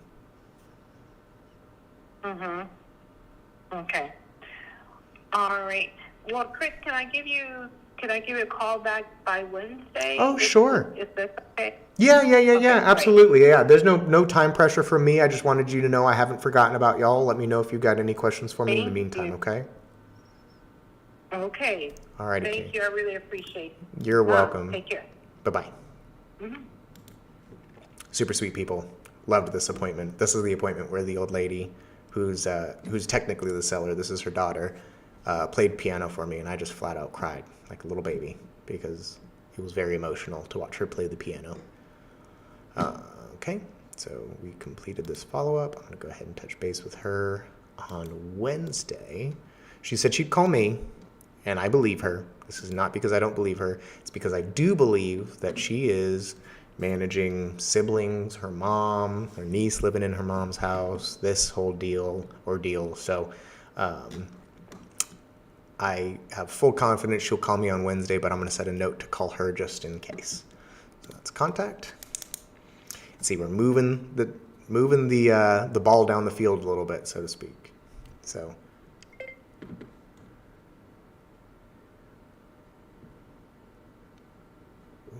Hello, it's Carrie. Hey, Carrie, it's Chris Beery with B&H Realty. How are you doing? Good, how are you? I'm good. I'm good. We spoke back on the 22nd, so a little more than a week ago, about the house on Logan Circle. I've since realized that you're also a realtor, but I just wanted I just wanted to touch base with you about the house here on Logan Circle and see if you're still thinking about selling it.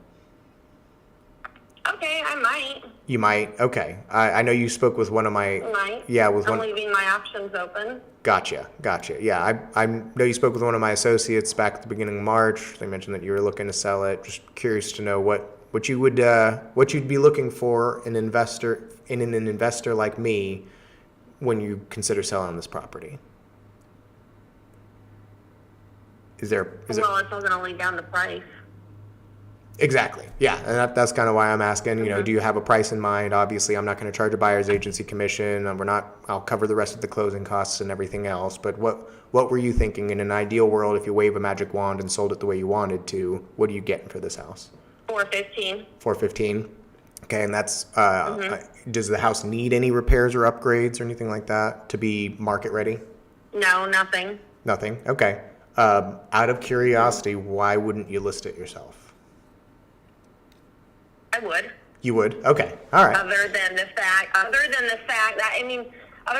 have 2 dogs, so. Right. And I'm not home. Gotcha. So listing my own home and having to be home to get dogs out for showings would be a nightmare if I decided to sell. I understand. Okay. All right. So really, I mean, other than the fact that you'll have to do some juggling, there's not really anything else that's keeping you off the market? Correct. Gotcha. Okay. In the process, I'm here actually going to run some quick comps on your house. What would you say if you were going to list it? Would you list it at $415? I would. Okay. A little bit of a left field question. Would you be open to owner financing if I paid that price? Would I owner finance? No, I would not. No? Okay.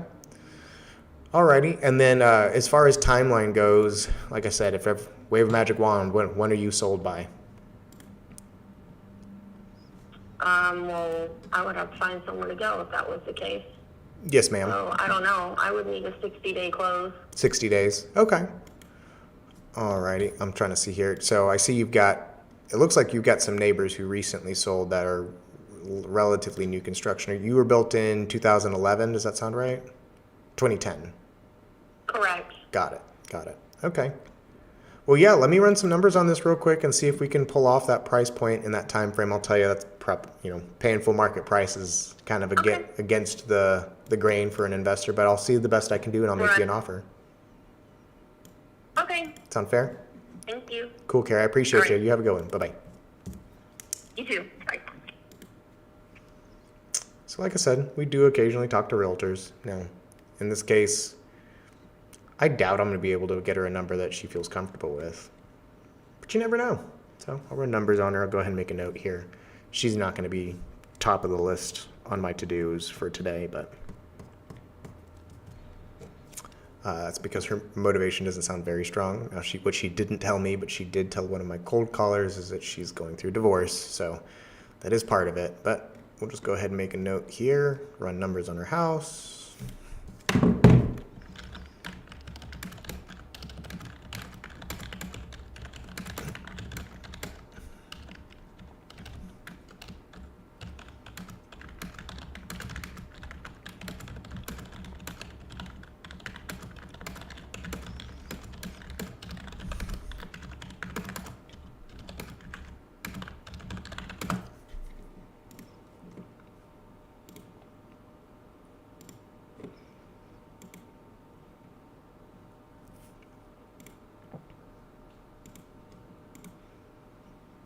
Okay, and that's a contact. So we're at 13 of 50 and about 50 minutes or so of calling.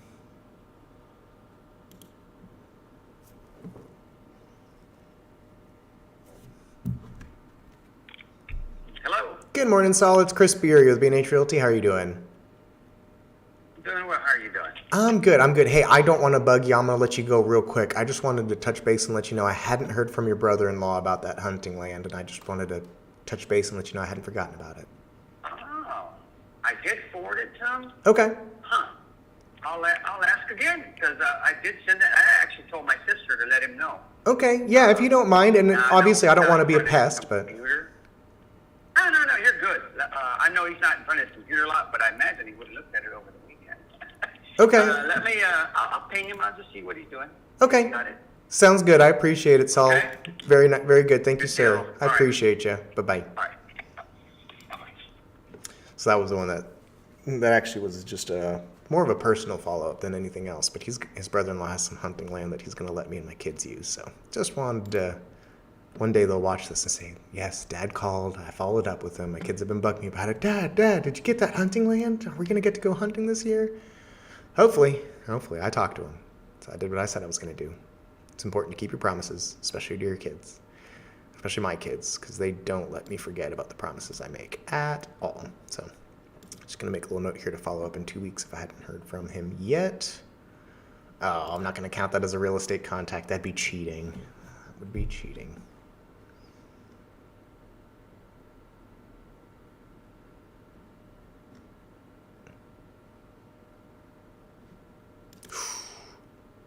I want to skip him.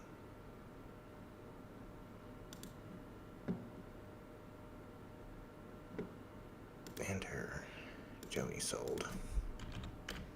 I need to make a note here.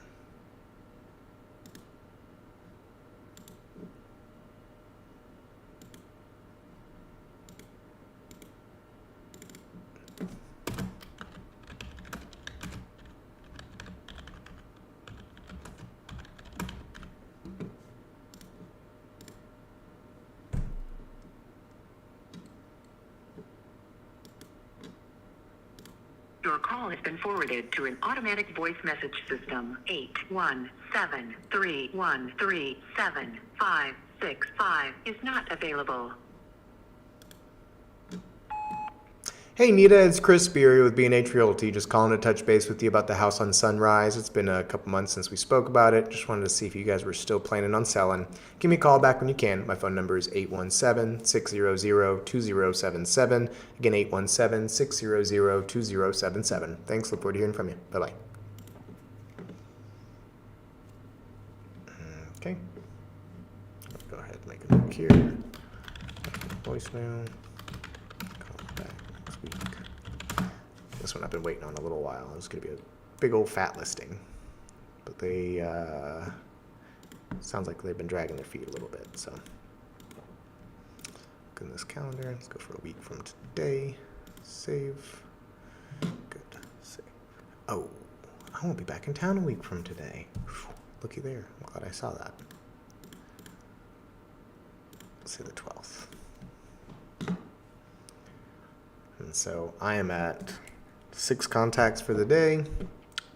So far, no appointments, but we're working on it. So I'm going to go ahead and register as no contact and see what's coming up.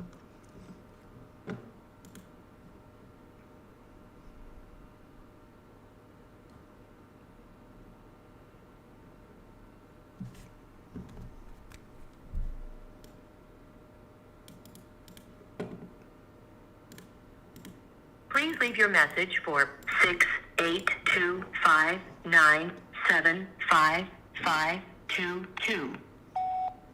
Hi Tina, this is Chris Beery with with B&H Realty. It's been a little while since we spoke last. I just wanted to touch base with you about the house on Country Manor Road and see if your husband is entertaining selling a little bit more seriously. Give me a call back when you can. Phone number is 817-600-2077. Again, that's 817-600-2077. Thanks. Look forward to hearing from you. Bye-bye. Oh, got some text messages. Let's see.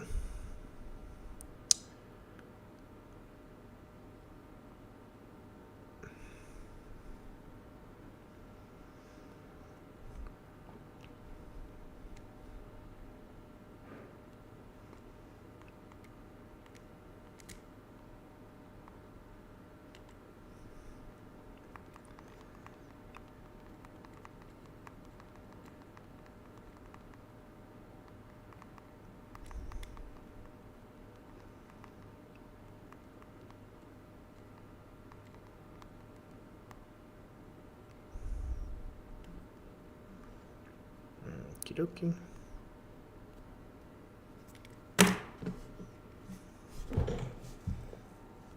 Got some good market activity going on, so I'm just checking my Robinhood account, make sure that my orders are all in place. Got a couple options expiring in a few days, so just checking those, making sure I don't have to roll these positions much.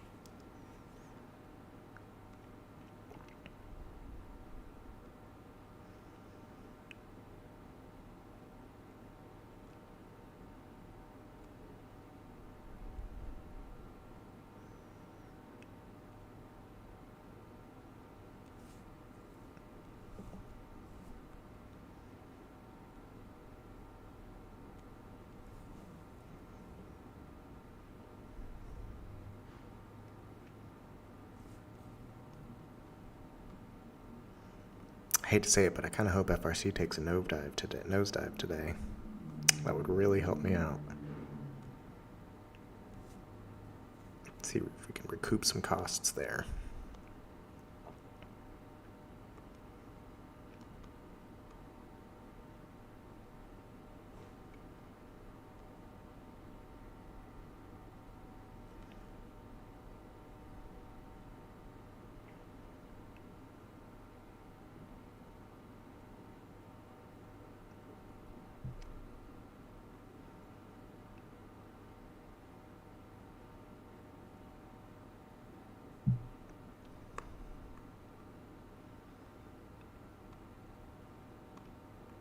All right, back to the phones. No contact. On to the next.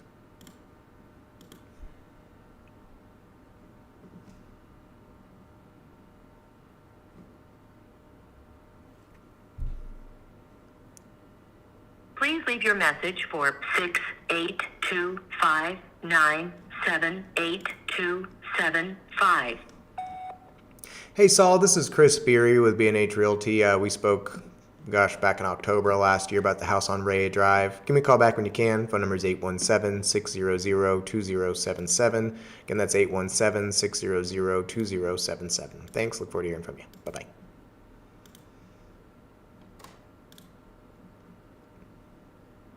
Okay.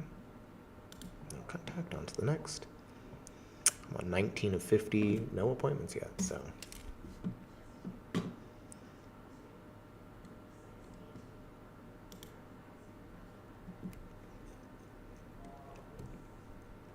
Your call has been forwarded to an automatic voice message system. 214-632-1530 is not available. At the tone, please record your message. When you have finished recording, you may hang up or press 1 for more options. Hi, Helen. This is Chris Beery. We spoke back last year about your house on Austrian Road. I was just calling to check and see if you were still planning on selling that property this year. If you would give me a call back when you can, my phone number is 817-600-2077. Again, that's 817-600-2077. Thanks. Look forward to hearing from you. Bye-bye.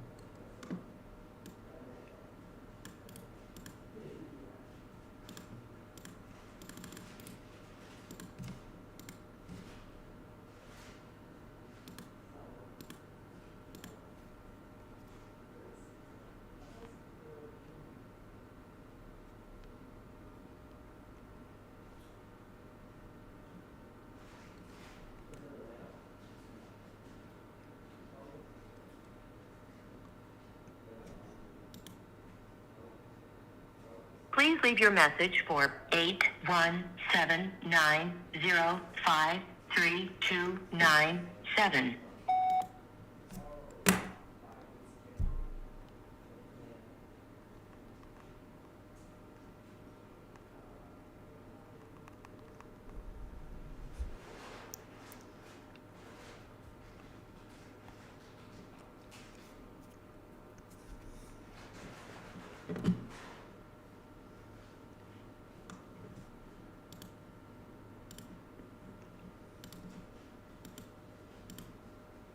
What's going on, Bresky?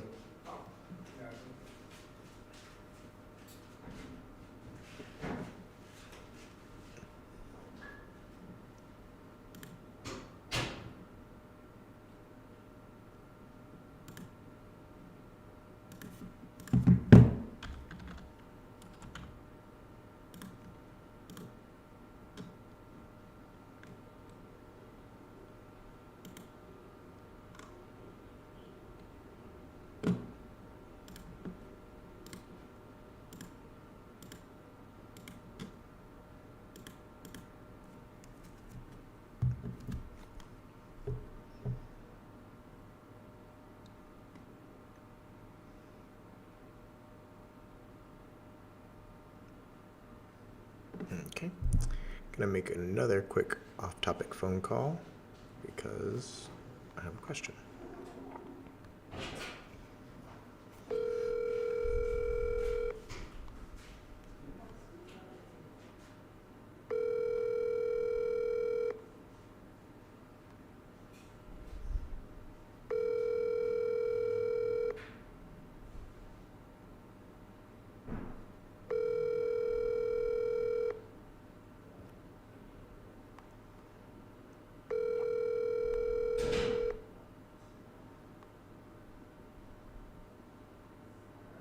Hi, you've reached Nathan Bowers with Ambition Group, and I'm sorry I'm not able to get to the phone.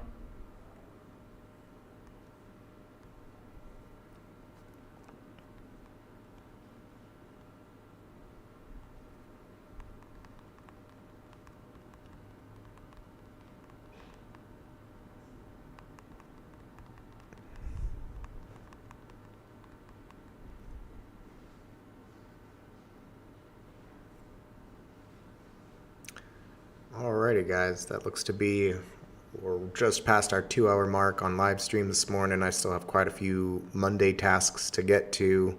Probably gonna end up getting back on this dialer here this afternoon after a couple appointments I have coming up. Looks like I'm walking a property here in about about an hour or so. So I'm going to use that time in between now and then to take care of some more of these items, but I'm going to keep lead generating. It's Monday, so if you're in real estate sales, today is the day. Put in the work, make the phone calls, talk to the people, make the appointments, and sell some houses, man. Sell some houses. So everybody that watched this today, I appreciate you guys. If you're not watching, or if you're watching this later on, don't forget to like and subscribe so you get notifications whenever we post more of these videos. I will be going live Monday through Thursday this week, so and then I will be out of town and I won't be back on live again until Wednesday the 12th. So if you're looking for some motivation or some opportunity to watch some live lead gen, don't forget to hit that like and subscribe button, and we'll see you tomorrow. Bye-bye.